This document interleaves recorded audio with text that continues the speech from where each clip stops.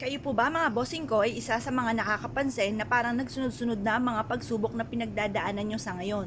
Ako po ay may share sa inyo na mainam na subukan nyo po itong gawin upang sa ganon kung ano man ang mga pagsubok na yan ay kaagad nyo itong masolusyonan. Ito pa mga bossing ko ay galing po sa gripo lamang. Pwede po ito basta malinis po siya, yung tubig po natin mga bossing. Ngayon po mga bossing, kung meron naman kayo ng mga nanggaling na tubig ulan na malinis, na walang mga latak, okay po yun. Kung kayo po ay malapit sa dagat, kailangan malinis din po yung tubig. Or kaya po galing sa ilog, lawa, batis, balon, ayan, pwede po siya.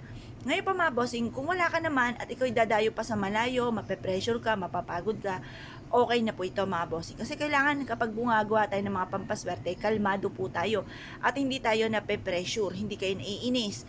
Ngayon pa mga bossing, kaya mas mainam, tubig gripo na lamang.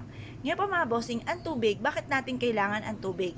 Ang tubig ay isa sa mga powerful na humihigop ng mga negatibong enerhiya. Yung mga kamalasan na yan mga bossing.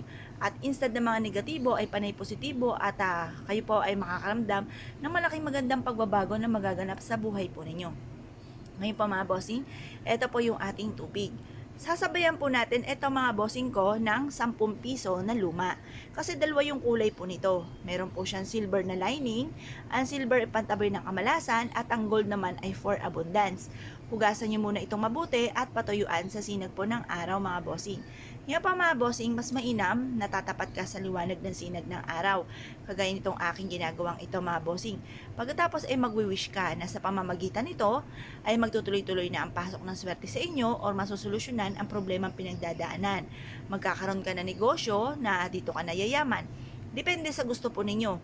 Or kaya po kasi may mga bossing ako na mayayaman pero kalusugan naman ang problema or sa kanilang pamilya or sa kanilang karelasyon. Depende sa problema po ninyo or sa mga pangarap po ninyo. Magkaroon ako ng bahay na malaki na basta sabihin niyo po kung anong gusto po ninyo.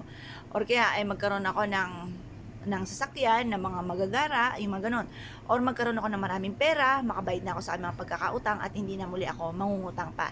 Mag-wish po kayo ng mula sa inyo pong puso mga bossing team na panalangin. Ngayon po mga bossing, eto po mga bossing ko ang ating pong barya.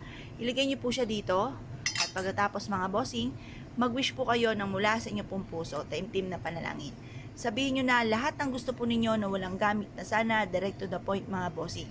Ngayon pa mga bossing, sabihin nyo po dito na mula ngayon ay ito'y simula na ng tagumpay ko sa buhay at kailanman ay hindi na ako mamumblema tungkol sa usapin ng pera.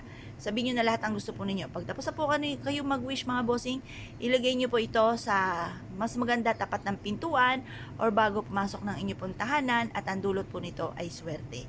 Ngayon po mga bossing, basta pag ang ating tubig ay parang madumi na, itapon nyo lang po ito sa lababo, pagtapos buksan ng inyong pong gripo, linisin niyo pong mabuti itong lagayan po natin, itong ating baso.